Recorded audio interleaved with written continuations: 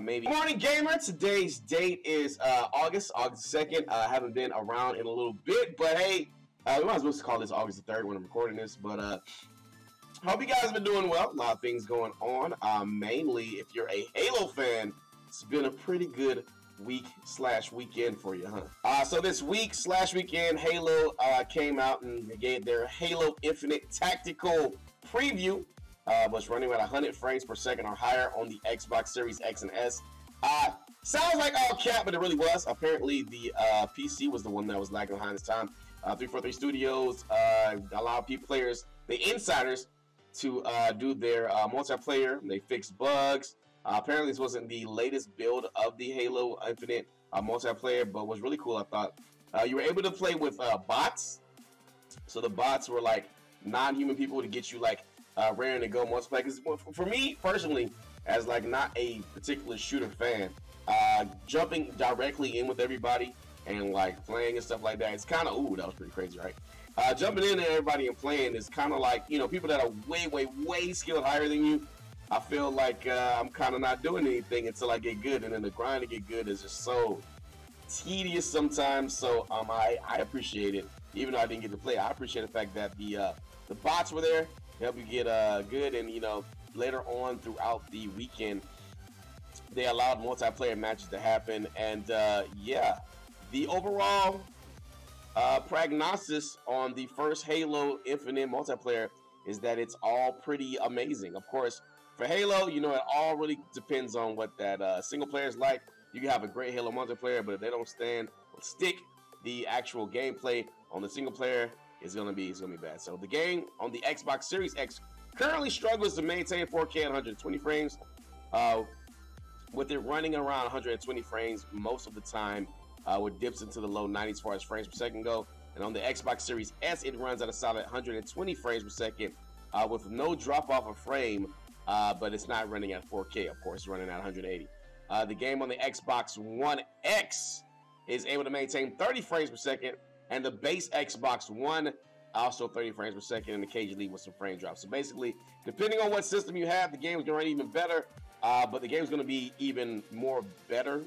More better is not a word, but it's going to perform better coming up in the future, because it's going to be able to, the Halo team that is going to be able to benefit from these bug fixes, get the PC stuff right. And then, of course, you're going to be able to play cross-platform. It's the same platform because it's Xbox, but you'll be able to do Xbox One, Series X, Series S, and, of course, computer, PC if you have that. So we got some super cool news coming out of Ubisoft. One of my favorite horror games genres, the Dead Space series, is coming back. And unfortunately, it's going to be a remake. Or fortunately, could I say, it's going to be a remake. My theory is they're like, let's put a remake of the game out. Let's see if people are still liking the game. And if it does well, we can in the background be running a sequel, maybe even a director's cut. Not director's cut. Like, you know, maybe like the third game or the second game. Maybe the third game. Because the third game was where it went a little rough. Could be not canon and just continue the series from there with Isaac. Or even a new protagonist. I'm down with it. So Eric Baptiste, who worked on the Assassin's Creed Valhalla game, is the director for the new Dead Space remake, according to Ubisoft. Baptiste worked on Ubisoft for nearly 16 years and has worked on several games as a game director. So when I said Ubisoft, I meant, of course, EA is making the Dead Space game. The Assassin's Creed Valhalla director is the person who's working on the remake and hopefully working on the games to come. You know what I'm saying? So, in case you don't know, EA made Dead Space, and they are the makers of Dead Space going in the future. So before he was the lead designer, he actually worked at Behavior Interactive from 2001 to 2005, and was a game designer at Info Games from 96 to 01. So he's got some directing under his belt. Hopefully, like I said, best case scenario for me, being a Dead Space fan, is that we get this remake.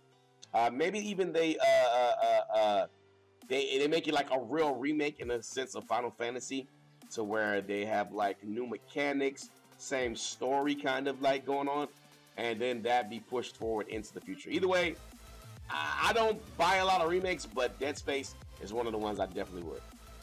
So remember back at the Xbox launch event, there was a game. Looked really cool. Really showed off really a standout of the Xbox Series X, made by a very small team. The game was called ExoMecha.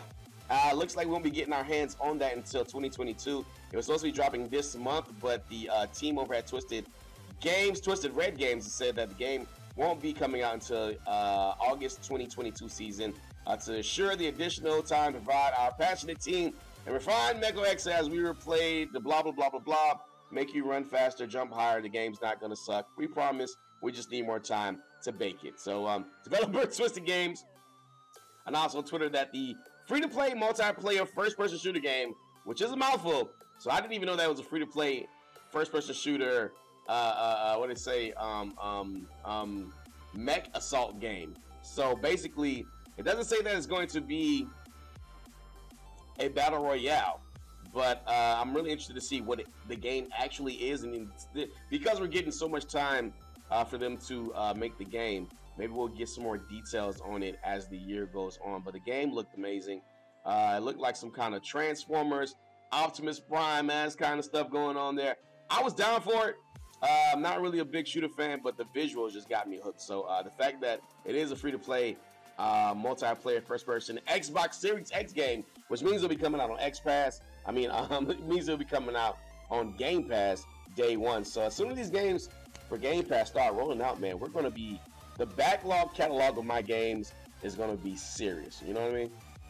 So that's all I got for this today's Good Morning Gamer. I'm getting back into the swing of things. If you guys like the video, thumbs up, and I will be back in the building tomorrow to give you more gaming news. Until then, be good, be safe, and if you can't get good, don't get caught. Be good, guys. I'm out. Peace.